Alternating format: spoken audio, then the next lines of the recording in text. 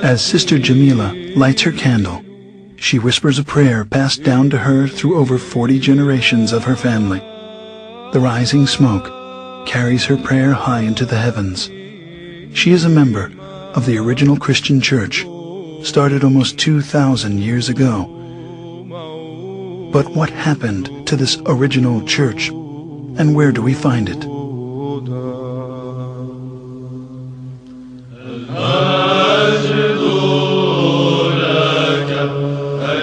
At that time, those believers in Jesus Christ joined together with the apostles, establishing the first organized church community in the city of Antioch. It is there in Antioch that they were first called Christians, as stated in Acts 11:25.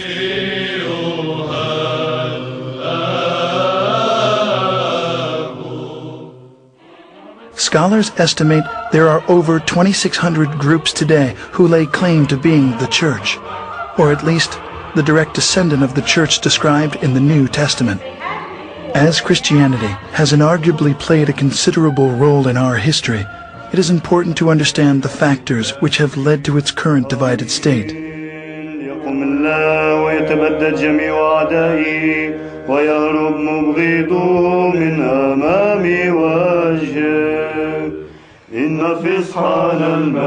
With the birth of the Church of Jesus Christ at Pentecost, the apostles made many missionary journeys. Over time, 5 patriarchates were established in Antioch, Jerusalem, Rome, Alexandria, and Constantinople. The apostle Peter was the first bishop of Antioch. 12 years later, he became the first bishop of Rome, leaving the apostle Paul as the head of the Antiochian church, while James, the brother of Jesus, was the first bishop of Jerusalem.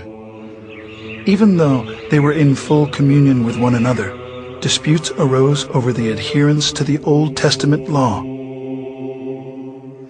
James gave the solution to settle all doctrinal and moral issues through ecumenical councils, and the church flourished for 1,054 years. The first council was known as the Council of Jerusalem, as documented in Acts 15.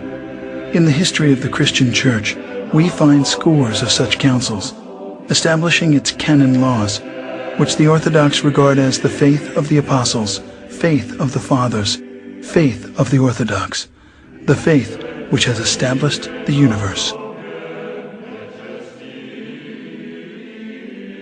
Heresies, disputes, numerous wars, and much persecution constantly challenged the early fathers of Orthodox Christians.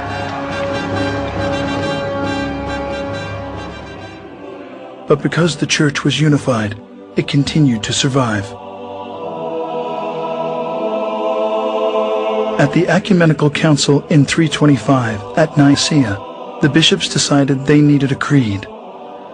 After much prayer and some 90 years, what's known today as the Nicene Creed was finally written.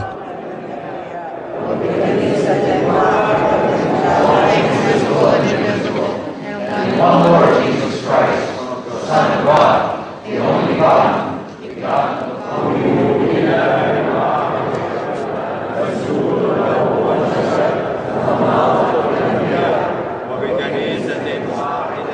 Between the years 325 and 787, 7 meetings were held to establish the laws of the Church.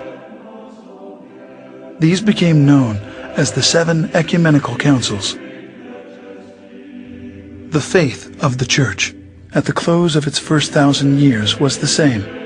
The doctrine, the creed, the government were all recognized as one, everywhere. This one Church was the Orthodox Church, which has weathered many attacks. This cohesion, however, was soon to end. As the first millennium was drawing to a close, tensions began to mount between the Western Church, Rome, and the 4 Eastern churches. The bishops of Rome began to claim authority over the other 4 churches, on the claim that the Roman Patriarch was the only true successor of Peter. 2 giant issues emerged.